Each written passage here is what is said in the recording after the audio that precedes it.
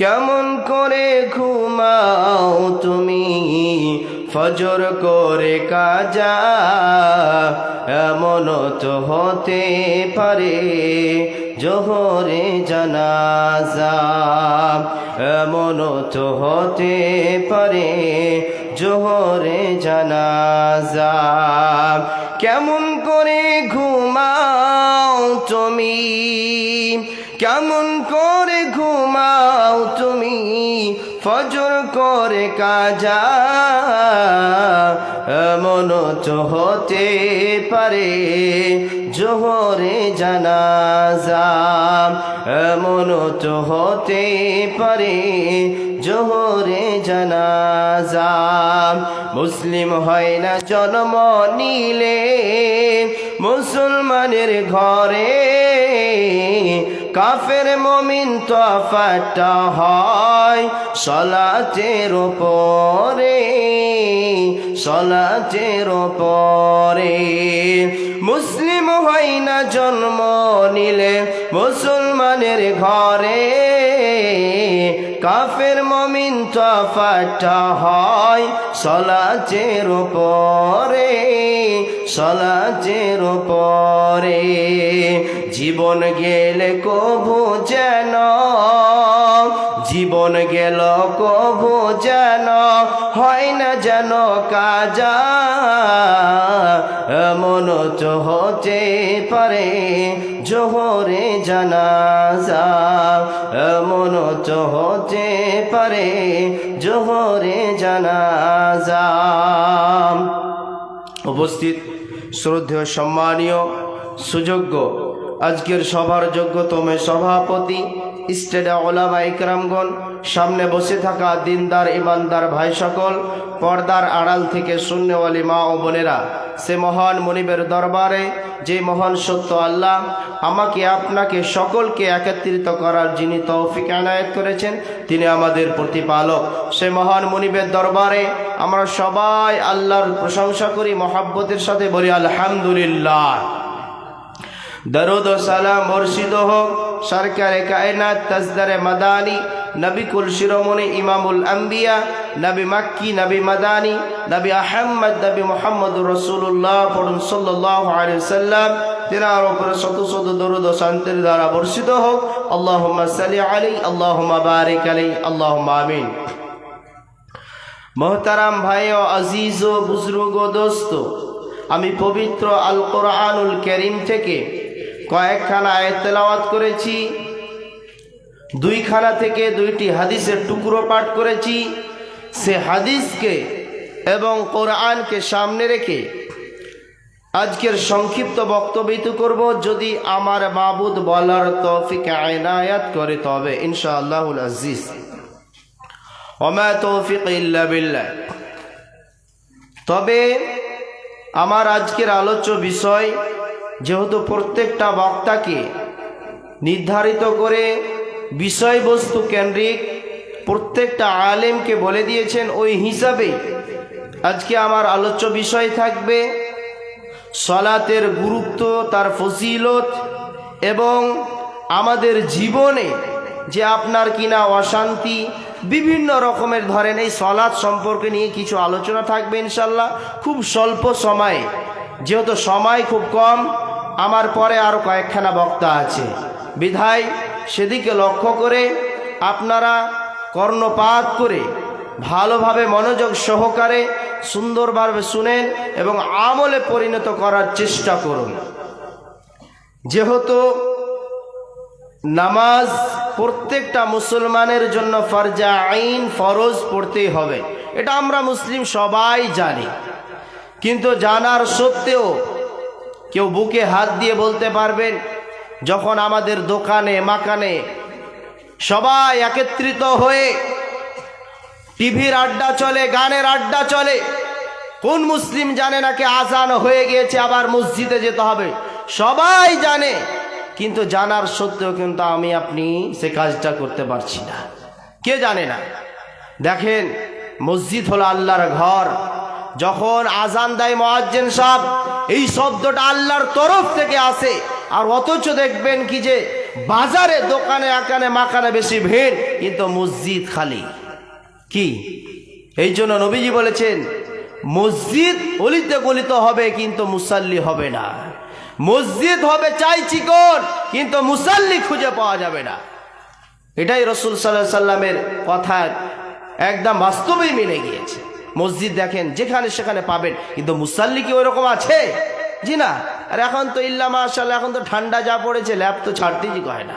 এখন যখন ফজরের আজান হয়, কবে যে আজান হয় আর কখন সকাল হয় আমাদের খেয়ালই নাই হচ্ছে আমাদের। জি না। মানুষ যখন আল্লাহর ইবাদত করবে, সালাতের জন্য যখন মানুষ মনোযোগ সহকারে যখন সমস্ত কাজ কর্মকে ত্যাগ করে আল্লাহর জন্য, অটোমেটিকলি আল্লাহ সুবহানাহু ওয়া তাআলা আপনার সমস্ত কাজ কর্মতে আপনাকে সাহায্য করবেন, আপনাকে মদদ করবেন। আর আপনি আল্লাহকে ফাঁকি দিয়ে আল্লাহর ইবাদতে আপনি গাফলাতি করে কোনোদিন জীবনে সাকসেস, জীবনে কামিয়াবি হতে পারবেন না।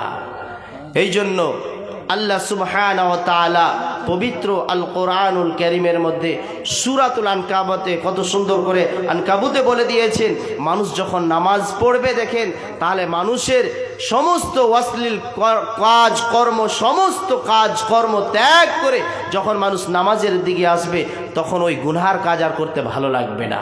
আপনি যখন নামাজে আল্লাহু আকবার বলে দাঁড়িয়ে যাবেন, যতগুলো আপনি পাপের কাজ করেছেন, যতগুলো আপনি গুনার কাজ করেছেন, আপনি দেখবেন আল্লাহর কসম, আল্লাহি আল্লাহর কসম, আজকে আপনি মসজিদ আসুন, আজকে আপনি নামাজের জন্য আপনি আল্লাহু আকবার বলে যখন দাঁড়াবেন, সমস্ত পাপের কাজ আপনি আজকে থেকে ছাড়ার চেষ্টা করবেন।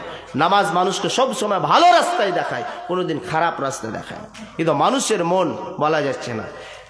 এই জন্য আল্লাহ সুবহানাহু ওয়া তাআলা পবিত্র কোরআনুল কারীমের মধ্যে বললেন, আউযু বিল্লাহি মিনাশ শাইতানির রাজীম, বিসমিল্লাহির রহমানির রহিম, ইন্নাস সালাতা তানহা আনিল ফাহশাই ওয়াল মুনকার।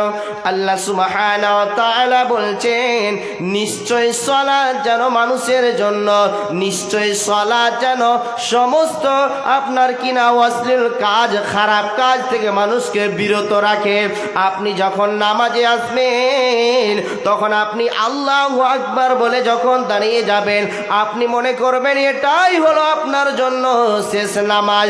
নবীজি বলছেন, সাল্লু কামা রাআইতুমুনি সাল্লি, নামাজ পড়ো যেমন ভাবে স্বয়ং দু চোখে আমাকে যেন দেখছ। নামাজ এমন ভাবে আমি আপনি যখন পড়েছি, আমি আপনি যখন মসজিদে যাই, আমাদের তাড়াহুড়া বেশি হয়ে যায়। আমরা যখন আল্লাহর ইবাদতের জন্য যাই, আমাদের সমস্ত কাজ কর্ম আমাদের পড়ে যায়। আল্লাহকে যখন ইবাদতের জন্য যাই, মসজিদে যখন যাই, সমস্ত আপনার কিনা ব্যস্ততা বেশি দেখা যায়। আপনি যখন মসজিদে হাজির হয়েছেন, সঙ্গে সঙ্গে দেখবেন আপনার কারণে আপনার টেলিফোন করেছে, আপনার স্ত্রী ফোন করেছে, আপনার হয়তো বাড়ি থেকে ফোন করেছে। নামাজের সঙ্গে যখন আপনি জড়িত থাকবেন, আপনাকে শয়তান সব সময় আপনাকে খারাপ পথে নিয়ে যাওয়ার চেষ্টা করবে। এই জন্য প্রত্যেকটা মানুষের আপনার কিনা প্রত্যেকটা মানুষের রগে রগে শয়তান আছে। আপনি যদি সে শয়তানকে সুযোগ দেন, যখন আপনাকে মুয়াজ্জিন সাহেব বলে দিবে হাইয়া আলাস সালাত, চলে এসো সালাতের দিকে চলে এসো, হাইয়া আলাল ফালাহ, চলে এসো সফলতার দিকে চলে এসো, কামিয়াবির দিকে চলে এসো। কামিয়াবি যদি পেতে চাও আল্লাহর ঘরে চলে এসো। আর আমরা মুসলমান, আমরা সে গাফিল মুসলমান হয়ে ফজরের আজান কবে হলো, জোহরের আজান কবে হলো, আমাদের কোনো হুঁশ হচ্ছে না। এই জন্য আল্লাহর ইবাদত করলে মনে শান্তি আছে, আল্লাহর ইবাদত করলে রুজিতে কামাইতে আল্লাহ বরকত দেন।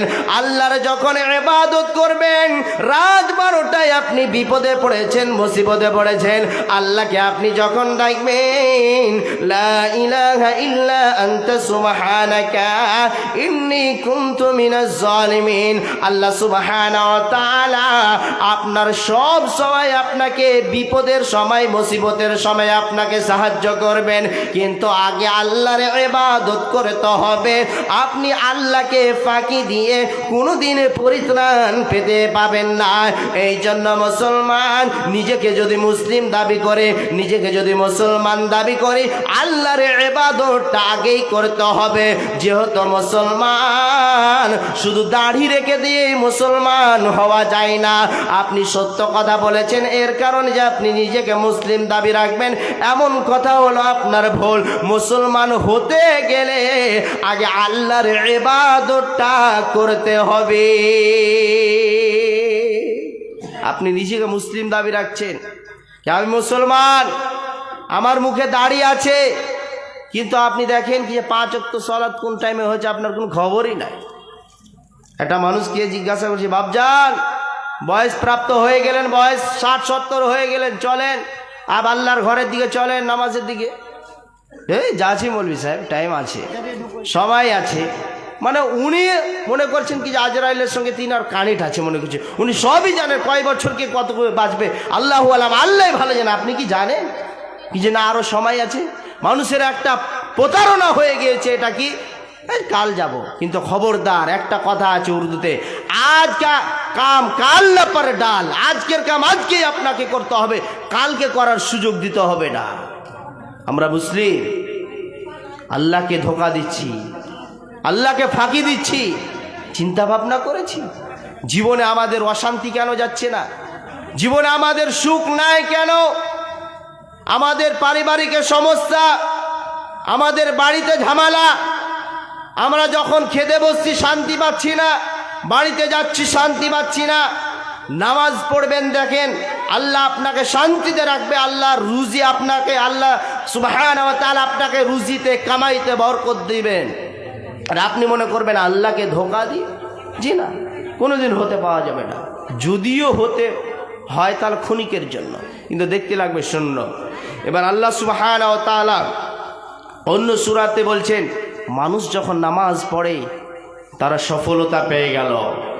আল্লাহ সুবহানাহু ওয়া তাআলা বলছেন, قد أفلح المؤمنون الذين هم في صلاتهم خاشعون।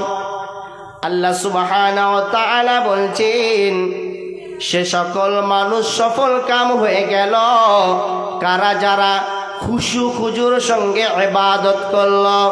নামাজে কোনো আপনার কিনা তাড়াহুড়া চলবে না। নামাজে দাঁড়িয়েছেন বিনয়ের সঙ্গে, ধৈর্যের সঙ্গে, ধীর স্থিরের সঙ্গে নামাজ পড়তে হবে, অত তাড়াহুড়া চলবে না। নামাজ পড়ছেন মানে স্বয়ং আল্লাহকে, আপনি আল্লাহর ভয়ে নামাজটা পড়েছেন। আর আমরা মুসলমান যখন নামাজে আসি, সলাতে আসি, আমরা শুধু তাড়াহুড়া ব্যস্তটাই আমরা করি। কিন্তু খবরদার, আপনি মনে করবেন এটা যখন নামাজ পড়ছেন, এটা মনে করবেন এটা আপনার জন্য শেষ নামাজ, এটাই মনে করবেন। আপনি মনে করবেন হয়তো এটাই আমার জন্য শেষ নামাজ, হয়তো এটাই আমার জন্য শেষ সালাত। কোনোদিন ভাববেন না আর একটু সুযোগ পাবো তবে আল্লাহর ইবাদত করব। ও আমার মা জননী, ও আমার মায়েরা, ও আমার খালারা, আপনাদের উদ্দেশ্য বলছি, ছেলেদের জন্য যেমন ফরজ করে দেওয়া হয়েছে আল্লাহর ইবাদত, মা বোনদের জন্য এটা নামাজকে ফরজ করে দেওয়া হয়েছে। আপনি মনে করবেন শুধু পুরুষের জন্য, জি না, এটা ছেলেদের জন্য যেমন ফরজ করে দেওয়া হয়েছে আপনাদের জন্য তেমনি ফরজ করে দেওয়া হয়েছে। আমরা এমনও মা জননী আছি, বয়স হয়ে গিয়েছে 30 বছর 40 বছর, তবুও নামাজের গুরুত্ব বুঝি না, নামাজের ফজিলত বুঝি না, নামাজ কি জিনিস আমরা জানি না। এমন পরিবারে আছে নামাজ কি জিনিস আমরা নামাজের ব্যাপারে কোনোদিন আলেম ওলামাকে জিজ্ঞাসাবাদ করলাম না। খবরদার, নামাজ পড়বেন আল্লাহর প্রিয়তম বান্দা হবেন, নামাজ পড়বেন জীবনে শান্তি আসবে, নামাজ পড়বেন ও রুজিতে কামাইতে আল্লাহ বরকত দেবেন। আর আপনি বেনামাজি হয়ে আল্লাহর আদালতে আপনাকে জবাব দিতে হবে। এই জন্য আল্লাহ পাকের রাসূল সাল্লাল্লাহু আলাইহি ওয়াসাল্লাম বলছেন, আউয়ালু মা ইউহাসাবু বিহিল আবদু ইয়াউমাল কিয়ামাতি as-সালাত as-সালাত। নবীজি বলছেন, কাল কিয়ামতের ময়দানে যখন সমস্ত মানুষকে একত্রিত করা হবে, তখন তার কত টাকার ফ্ল্যাট ছিল এটা জিজ্ঞাসা করা হবে না, কত টাকার মালিক ছিল এটা জিজ্ঞাসা করা হবে না, পৃথিবীতে ধনী ছিল না গরিব ছিল এটা জিজ্ঞাসাবাদ করা হবে না। জিজ্ঞাসাবাদ করা হবে তুমি নামাজি ছিলে কিনা বলো, নামাজ পড়েছিলে কিনা বলো। পৃথিবীর মানুষ আপনি যেই লেভেলের মানুষ হন না কেন, ধনী হন গরিব হন মালদার হন পয়সাওয়ালা হন, এটা কোনো আল্লাহর দায়িত্ব নাই। শুধু আপনি নামাজটা পড়েছেন কিনা এটা আপনাকে দেখতে হবে। একটা মুমিনের জন্য, একটা মানুষের জন্য আল্লাহ সুবহানাহু ওয়া তাআলা সালাতটাকে নির্ধারণ করে দিয়েছে। ইন্নাস সালাতা কানাত আলাল মুমিনিনা কিতাবাম মাওকুতা। নিশ্চয় প্রত্যেকটা মুসলমানের জন্য, প্রত্যেকটা মুমিনের জন্য নামাজকে সময়ের উপরে নির্ধারণ করে দেওয়া হয়েছে। যেটা জোহরের টাইম জোহরে পড়তে হবে, আসরের টাইম আসরে পড়তে হবে, মাগরিবের টাইম মাগরিবের সময় পড়তে হবে, ইশারের টাইম ইশারের সময় পড়তে হবে, ফজরের টাইম যেটা ফজরের পড়তে হবে। আমরা মুসলিমরা সবাই অবগত আছি, আমরা নামাজ সম্পর্কে সবাই জানি, কিন্তু কোনোদিন আমি আপনি মসজিদমুখী হতে পারলাম না। মুসলমান, কাল কিয়ামতের ময়দানে আপনি কি জিজ্ঞাসাবাদ যেদিন আমার রব করবেন, সেদিন আপনাকে যখন প্রশ্ন করা হবে, আপনি সেই রবকে কেমন করে আপনি জবাবটা দিবেন, কেমন করে সেই প্রশ্নের উত্তর দেবেন। এখন থেকে আপনি নিজের অঙ্ক নিজেই মিলান। আপনি কতটুকু দিন রাত প্লাস মাইনাস করে কতটুকু আপনি নামাজ পড়লেন, কতটুকু আল্লাহকে ধোঁকা দিলেন, আপনি নিজের অঙ্ক নিজেই মিলান। আপনি একজন মুসলিম হয়ে আল্লাহকে ধোঁকা দিচ্ছেন। মুসলমান, কাল কিয়ামতের ময়দানে আপনাকে সালাত সম্পর্কে, অতএব নামাজ সম্পর্কে জিজ্ঞাসাবাদ করা হবে। আপনি যেই লেভেলের মানুষ হন না কেন, আল্লাহর এটা দায়িত্ব নাই। শুধু আপনি নামাজ কায়েম করেছেন কিনা এটা আপনাকে জিজ্ঞাসাবাদ করা হবে। আল কোরআনের সৈনিক আমি নাই তো পরাজয়, এক আল্লাহর গোলাম আমি, এই তো পরিচয় আমার, এই তো পরিচয়। আল কোরআনের সৈনিক আমি নেই তো পরাজয়, এক আল্লাহর গোলাম আমি, এই তো পরিচয় আমার, এই তো পরিচয়। এই পৃথিবী সবই নকল, এই দুনিয়া সবই নকল, আসল কিছু নয়। এক আল্লাহর গোলাম আমি, এই তো পরিচয় আমার, এই তো পরিচয়। আল কোরআনের সৈনিক আমি নেই তো পরাজয়, এক আল্লাহর গোলাম আমি, এই তো পরিচয় আমার, এই তো পরিচয়। লিল্লাহি তাকবীর, নারে তাকবীর। ঠান্ডা লেগেছে নাকি? জানুয়ারি মাস পড়েনি এখনো, 2-4 দিন আরো বাকি।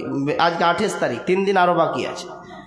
ওদের কিন্তু জানুয়ারির মতো প্রভাব হয়ে গেছে না, ঠান্ডা যা কনকনে একদম পা হাত সিটাস লাগিয়ে দিচ্ছে। বিধায় প্রত্যেকটা মুসলমানের জন্য নামাজ ফরজ আইন, ফরজ, এর কোনো মাপ নাই। তবু মুসলমানের বাচ্চা মুসলমান জানছে না, জানার পরেও সে আমলে পরিণত করতে পারছে না। দুর্ভাগ্য বিষয়। আজ এত বড় মসজিদ, আল্লাহর ঘর, কি করে আপনার কিনা সুন্দর করা যায় এটা নিয়ে মানুষ প্ল্যান করছে, কিন্তু ভাবছে না 5 ওয়াক্ত টাইম আল্লাহর আদালতে উঠছে কি উঠছে না, নাম হাজিরা হচ্ছে কি হচ্ছে না, এটা ভাবনা চিন্তা না। শুধু সুন্দর করতে হবে মসজিদ, টাইলস লাগাতে হবে, এসি লাগাতে হবে, মার্বেল পাথর লাগাতে হবে, এটা নিয়ে ভাবনা চিন্তা। কিন্তু দিনের দিন যে মুসাল্লি কমতে আছে এটা ভাবনা চিন্তা করে না। কিন্তু কতই বলবে। একজন আমাকে বলছে, মৌলভী সাহেব নামাজের ব্যাপারে বলেন। আমি বললাম আমি আর বলতে পারবো না, মুখ লেগে যাচ্ছে বলতে বলতে। এমনি তো প্রত্যেক দিন জুমাতে শুধু নামাজ আর নামাজ, এমনি তো বলতে আছে, আর কত বলবো। একটা জালসাতে গিয়েছি, বলছি মৌলভী সাহেব শুধু আজকে নামাজের ব্যাপারেই তাকরির করেন। আচ্ছা বলেন, নামাজের ব্যাপারে কোন এমন, দেখেন সারা ভারতবর্ষে সারা পৃথিবীতে যত ইমাম আছে, যত মৌলানার আছে, প্রত্যেক দিন আলেম ওলামারা ভালো কথাই বলে, কিন্তু নিবে তবে তো, আমল করবে তবে তো, নিবে না। শুনছে এক কান দিয়ে শুনলো আর এক কান দিয়ে বাড়ি দাও, বাস বলে গেল। জি না, এর নাম নয়। আপনি যেটুকু শুনলেন আমলে পরিণত করতে হবে। সলাত আমি আপনি ছেড়ে দিচ্ছি এমনি এমনি, এর হিসাব কেমন করে দিবেন এখন থেকে আপনি করেন। সামান্য এই দুনিয়ার আপনি ঠান্ডা সহ্য করতে পারছেন না, এই ঠান্ডা কনকনে ল্যাপ আপনি ছাড়তে পারছেন না, এটা আপনার জন্য সেদিন যে আপনি বেনামাজি হয়ে মারা যাবেন, সেদিন আল্লাহর কঠিন জাহান্নামে যেতে হবে, এটার জন্য আপনি চিন্তা ভাবনা করেছেন? এটার জন্য একবার বিবেক আল্লাহ আপনাকে বিবেক দিয়েছে, বুদ্ধি দিয়েছে, একবার ভাবনা চিন্তা করুন। দেখেন আল্লাহর নবী জনাবে মুহাম্মদুর রাসূলুল্লাহ পড়ুন সাল্লাল্লাহু আলাইহি সাল্লাম, তিনাকে একদিন জ্বর হয়ে গেছে। দেখেন তিনার নামাজের কত তাগিদ, নামাজের পাবান্দি।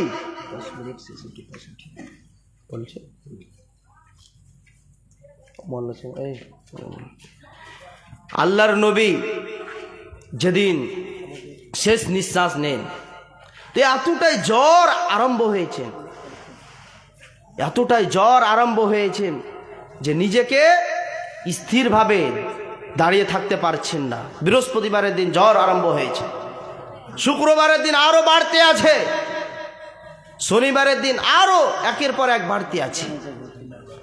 আল্লাহ নবী আম্মা জান আয়েশা রাদিয়াল্লাহু তাআলা আনহাকে ডাকছেন, আয়েশা আর দাঁড়িয়ে থাকতে পারছি না, এত কষ্ট হচ্ছে, থরথর থরথর করে কাঁপছেন আল্লাহর নবী।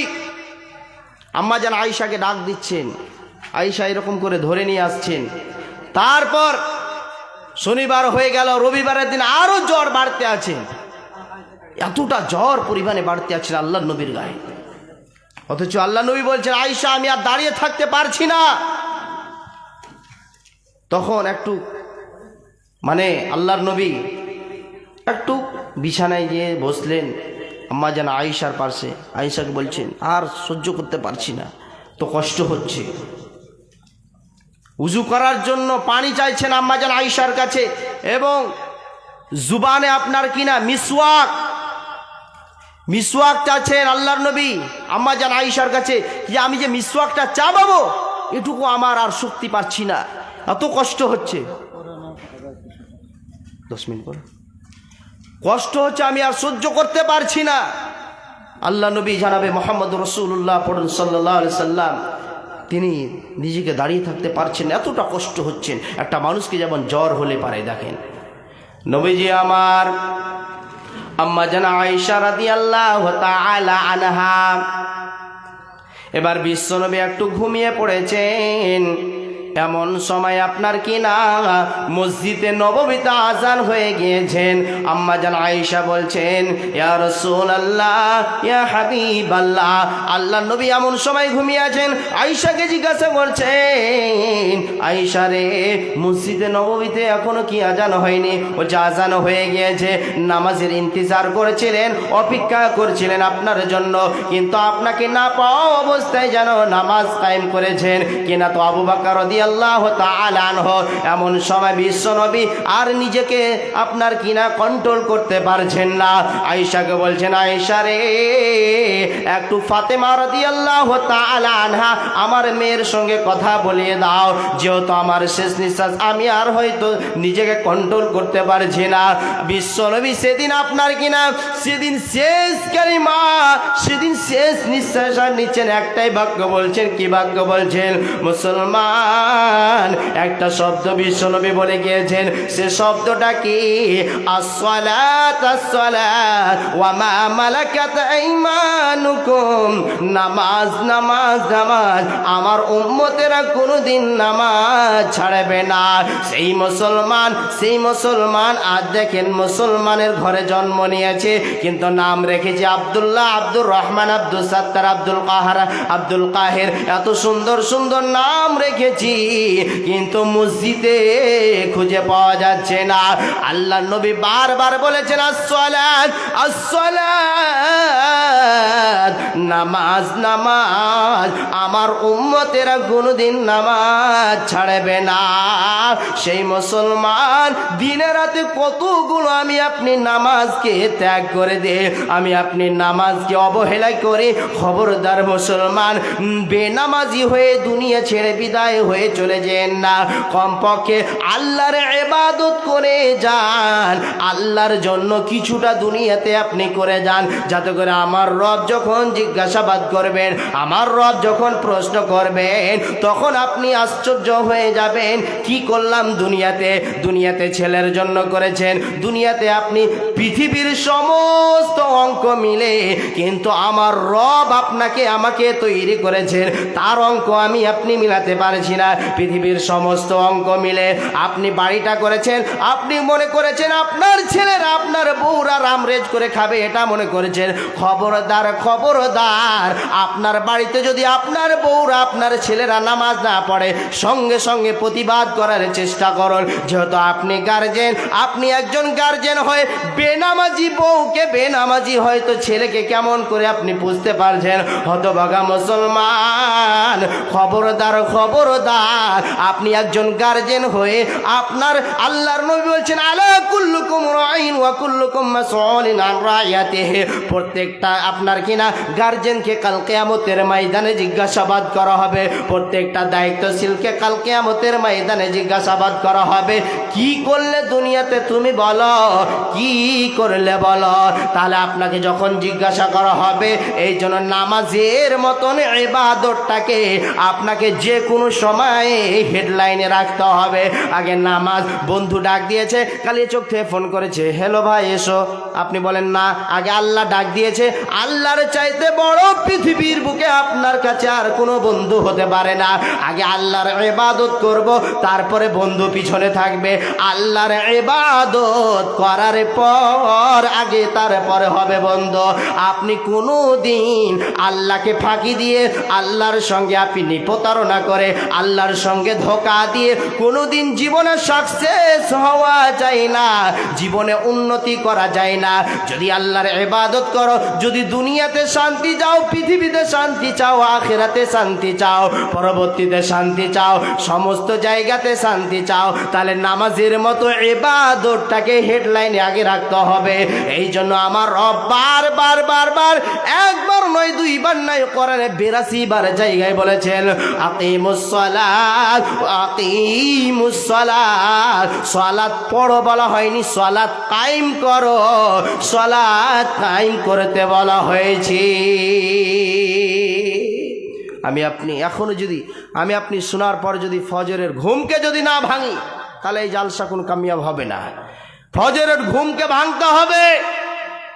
সবচাইতে মুসাল্লিদের মধ্যে, সবচাইতে মানুষদের মধ্যে দুইটা নামাজ ভারী বলা হয়েছে, জানেন কোনটা? একটা হলো ইশা আর একটা হলো ফজর। এই দুইটা ভারী বলা হয়েছে। তার কারণ ফজরতে এমনি তো আমি বললাম আগে ঘুম ভাঙে না, আর এখন যা কুয়াশা, আল্লাহু সামাদ, কখন যে সকাল আর কখন যে রাত কিছুই মনে আসছে না। বিধায় এটা নামাজ মা বোনদের জন্য, সবারই জন্য। লাস্টে একটা রাসূল সাল্লাল্লাহু আলাইহি সাল্লামের মা বোনদের জন্য হাদিস বলবো, যেহেতু আমাদের ছেলেদের চাইতে মা বোনদের সংখ্যা বেশি লাগছে আইডিয়া, আর সব জায়গাতেই যে কোনো জায়গাতে দেখেছি মা বোনদের সংখ্যাই বেশি থাকে, ছেলেদের চাইতে মা বোনদের সংখ্যা বেশি থাকে আলহামদুলিল্লাহ। এবার রাসূল সাল্লাল্লাহু আলাইহি সাল্লামের একটি সেই হাদিস বলছি কি, যে মানুষ দেখেন কোন জায়গাটাকে প্রাধান্য দিবে আর কোন জায়গাটাকে আপনার কিনা প্রাধান্য এখন দেওয়া উচিত ছিল আর কোন জায়গাতে দিচ্ছি। وقال النبي الكريم صلى الله عليه وسلم أحب البلاد إلى الله مساجدها وأبغض البلاد وأسواقها। আল্লাহর নবী জনাবে মুহাম্মদুর রাসূলুল্লাহ পড়ুন সাল্লাল্লাহু আলাইহি সাল্লাম, তিনি বলছেন আপনাদেরকে একটা প্রশ্ন করছি, আমাদের মধ্যে সবচাইতে পবিত্র জায়গা কোনটি বলেন? সবাই বলেন। কি ঘুম চলে এসছে নাকি এত সকালে? সবাই একসঙ্গে বলে সবচাইতে পবিত্র জায়গা কোনটি? মসজিদ, আল্লাহর ঘর। আর সবচাইতে খারাপ জায়গা তো বাজারে ভিড় না মসজিদে ভিড়? বাজারে ভিড় না মসজিদে? এরকম এরকম চুরুক টানছে আর সিগারেট টানছে।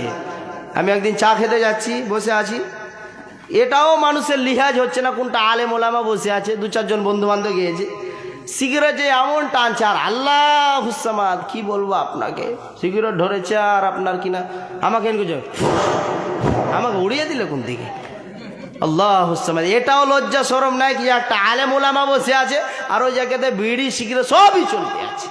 এমনকি যখন আমরা আলেম ওলামারা চা খেতে যাই কোনো দোকানে ধরেন, আমরা গেলে ফের দোষ, আর ওরা দিনকে দিন রাতকে রাত কিসের সমালোচনা করতেই আছে, কোনো এটা দোষ নাই। আর আলেম ওলামারা সাদা পাঞ্জাবিতে তো দোষ দাগ লাগতে সেকেন্ড লাগে না, ওই জায়গাতে গেলে বলে মৌলভী সাহেবরা আবার ফের চায়ের দোকানে আসে, ওকে ফতুয়া ফের দেখেন, আল্লাহ মানে ওরাই আগে যাবে, মানে ওদের গেলে কোনো দোষ নেই আর আমরা গেলে দোষ। বিধায় কোনোদিন আলেম ওলামাকে খারাপ ভাববেন না। আলেম ওলামাকে আপনি যদি ভালোবাসেন, আল্লাহ আপনাকে ভালোবাসবে। আর আপনি যদি আলেম ওলামাকে আপনি কি করেন, খারাপ বাসেন, খবরদার। এই জন্য সব সময় আপনাকে পবিত্র জায়গা হলো আল্লাহর ঘর, আর সবচাইতে না পছন্দিদা জায়গা, খারাপ জায়গা, নোংরা জায়গা হলো বাজার। বাজারকে ত্যাগ করুন, বাজারকে আপনি আজ থেকে মুছে ফেলুন। কে বাজার যান, প্রয়োজন আছে, প্রয়োজন ছাড়া আপনি অপ্রয়োজন যেন না। আমি কোনোদিন বলিনি বাজার যেতে দরকার নাই, বাজারে মানুষের প্রয়োজন আছে, দরকার আছে, কিন্তু ওই জায়গাতে ভিড় বেশি, ওই জায়গাতে মেলা বেশি, ওই জায়গাতে গীবত হয়, ওই জায়গাতে সমালোচনা হয়, ওই জায়গাতে কোনো দিন দেখবেন না কি কবরের ব্যাপারে আলোচনা হয়, ওই জায়গাতে জান্নাত জাহান্নামের আলোচনা হয়, কিছুই হয় না, অথচ সমালোচনা হয়, গুনার আড্ডা ওই জায়গাটা। আর মসজিদ হলো নেকির জায়গা, মসজিদ আসবেন অন্তর জুড়িয়ে যাবে। সমস্ত জায়গা থেকে এসে যদি আল্লাহর ঘরে আসেন, দেখবেন আপনার হৃদয় জুড়িয়ে যাবে। আর আমরা সে মসজিদকে খালি রেখে দিয়েছি, বিদায় সবাইকে, আমি আপনি সবাইকে মনে করতে হবে না কাল নাই 2-4 দিন পর থেকে ঠান্ডাটা পার হোক তার নামাজ দেবো, জি না, কাল থেকে আপনাকে ফজর থেকে আল্লাহর ঘরে আসতে হবে। এটাই হলো সিদ্ধান্ত, এটাই হলো চূড়ান্ত। আর আপনি যদি অমুসলিম হয়, আপনি যদি বেনামাজি হয়ে মারা যান, তাহলে আল্লাহর কাছে আপনাকে আল্লাহর আদালতে জবাব দিতে হবে।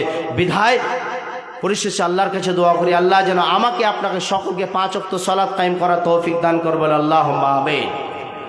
বলে দিন আল্লাহ, বলে দিন কেউ যদি কিছু বলে।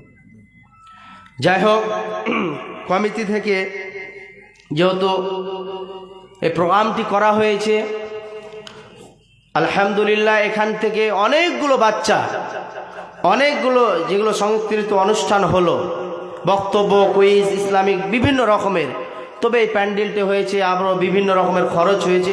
আপনারা যদি কেউ পারেন 10, 20, 50, 100 কেউ যদি পারেন, তাহলে আপনারা অবশ্যই দানে অংশগ্রহণ করতে পারেন। অবশ্যই আপনারা এটা মনে করবেন না হয়তো দান করলে হয়তো কমে যাবে, না, আপনারা স্বইচ্ছাই দিতে পারেন, এখানে কোনো জোর জবরদস্তি নয়। কেন আপনারা 100, 200, 50, 100 যার কাছে, আমি প্রথম থেকে চালু করলাম 100 টাকা দিয়ে আমি চালু করলাম, আলহামদুলিল্লাহ, মাশাআল্লাহ, আলহামদুলিল্লাহ। আর একজন 100 টাকা,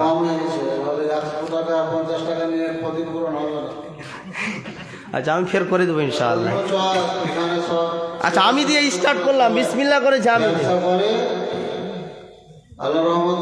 মাশাআল্লাহ।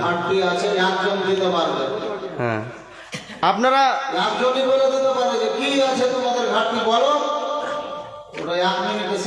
হ্যাঁ, আপনারা অনেকগুলো আল্লাহ সুবহানাহু ওয়া তাআলা আপনাদেরকে মাল দিয়েছেন, যে আল্লাহ যেটা বললে, মাশাআল্লাহ, আলহামদুলিল্লাহ, 250।